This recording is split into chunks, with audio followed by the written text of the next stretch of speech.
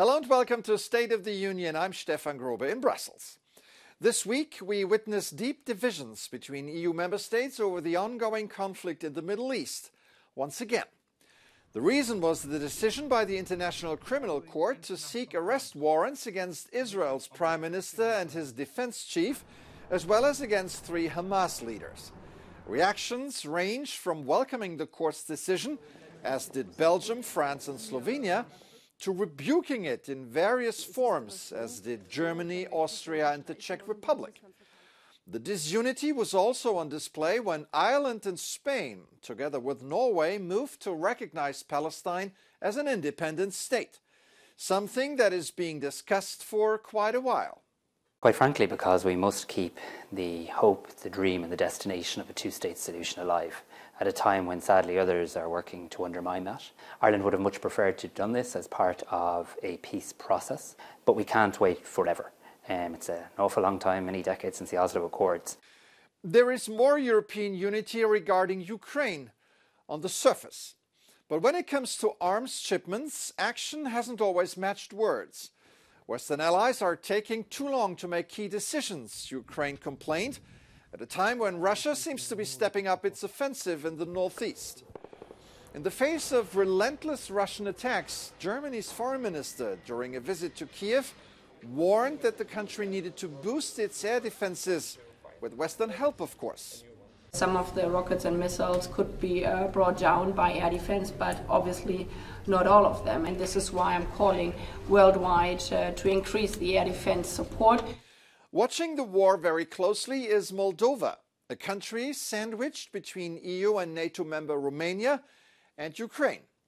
The former Soviet Republic has long been defying warnings from Moscow that closer Western integration could see it face Ukraine's fate.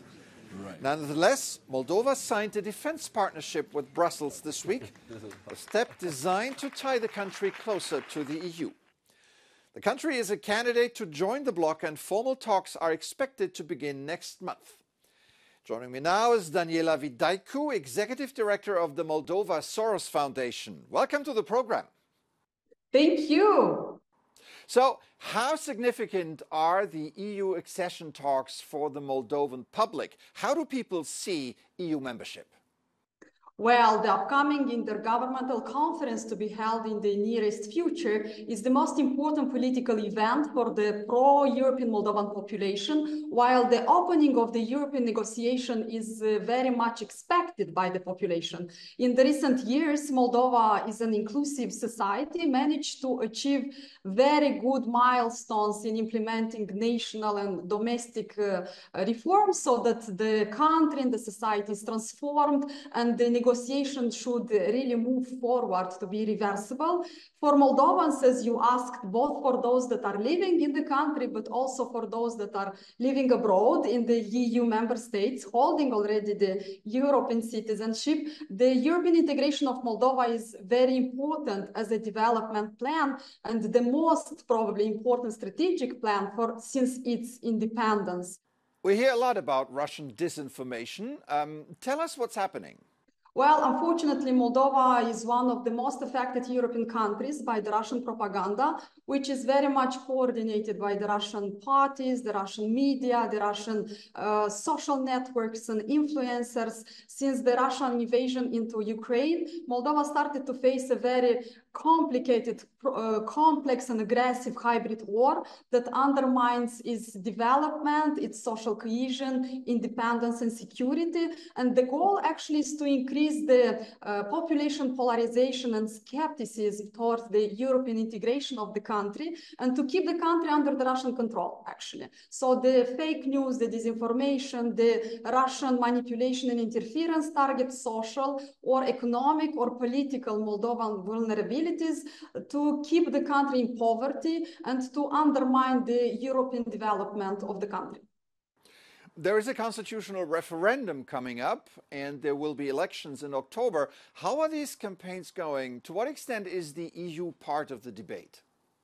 Yes, indeed, in October 2024, Moldova is going to host two important electoral events. Both events are considered to be very relevant and very crucial for the Moldovan future and are going to happen in the same day. We have the pro-European government and the president who announced her intention to run for the second mandate, civil society and media who are supporting the European integration. And we have the pro-Russian parties and pro-Russian media that are trying to convince the population not to go to the referendum, to boycott the referendum, or to vote against the referendum. All right, Daniela Vidaicu, Executive Director of the Moldova Soros Foundation, thanks for coming on the show today. Thank you very much and good luck for your elections. We wouldn't be talking about democracy in Europe if it hadn't been for one single historic event. I'm talking about the Allied landings in Normandy that were the beginning of the end of World War II and the liberation of Europe from the Nazis. In a few weeks, the Allies will mark the 80th anniversary of D-Day. As a tribute to the fallen and to surviving veterans, the British Royal Mint unveiled a commemorative coin depicting soldiers disembarking from a landing craft. More than 2 million soldiers, sailors, pilots, medics and other people from a dozen countries were involved in Operation Overlord.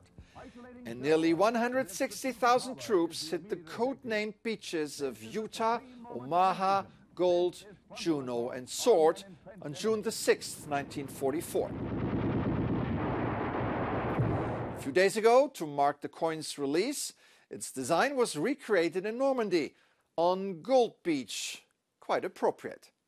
At 35 meters across, the sand art served as a reminder of the bravery and sacrifices of Allied troops for a few days.